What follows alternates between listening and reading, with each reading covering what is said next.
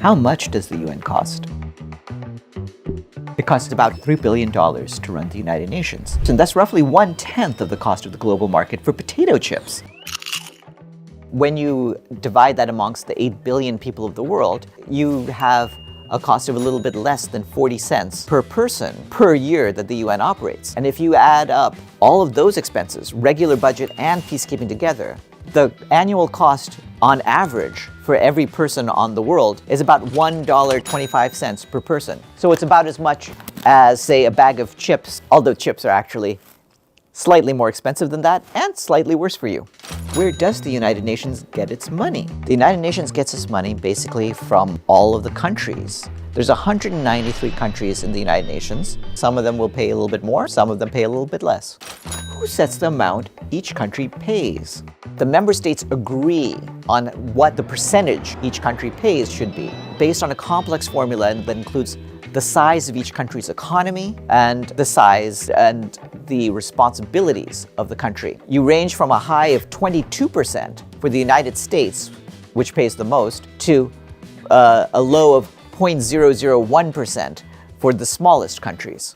What happens if a country doesn't pay? If a country doesn't pay what it owes the UN for the equivalent of its past 2 years of debt, then it will lose its vote in the General Assembly. Countries try to avoid that, so a lot of them will try to make sure that however much they owe, it will be less than 2 years' worth of debt.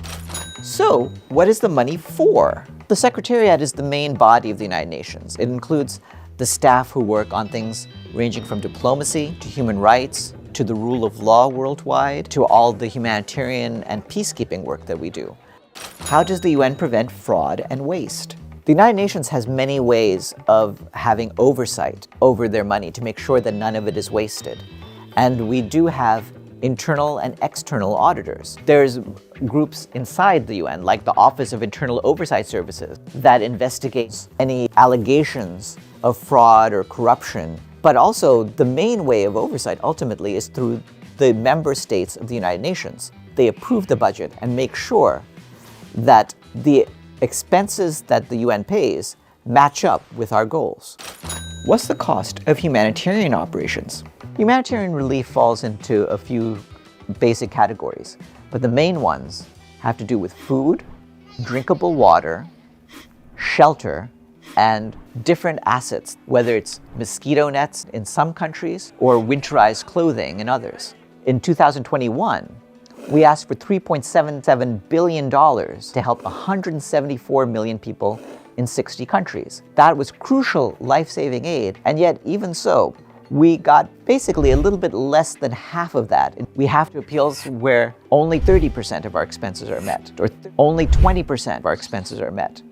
It really depends. Some of the crises that get the most attention worldwide, we get all of the money we're asking for. But others, in countries that are less in the news daily, get much, much less. We don't see humanitarian aid as simply an expenditure. It's an investment in people, and ultimately, it's much less than the cost of giving up on people. How does this all fit in with UNICEF, the World Health Organization, and other entities? The United Nations also comprises a vast range of agencies, funds, and programs. They deal with all kinds of special issues, from the concerns of children, women, people with AIDS, with atomic energy, our postal transactions, civil aviation. So there's a wide variety of them, and each one has their own budget and their own board of directors. How does the cost of peace compare to the price of war? Certainly, there's trillions of dollars that are spent on the war machines of the world. UN peacekeepers, as many of them as there are, add up to 0.3% of the world's military expenditures. The other 99.7% comes from different member states. The war machines of the world build weapons that are used to kill people. The loss of human life deprives us all. We need to have a better way in life, and the United Nations, through its diplomatic work, its humanitarian work, its work on behalf of human rights, is trying to do what it can to establish a world where money can be spent for things that people really want. That is to say, a life of health, a life in which people are educated, a better life for all of them.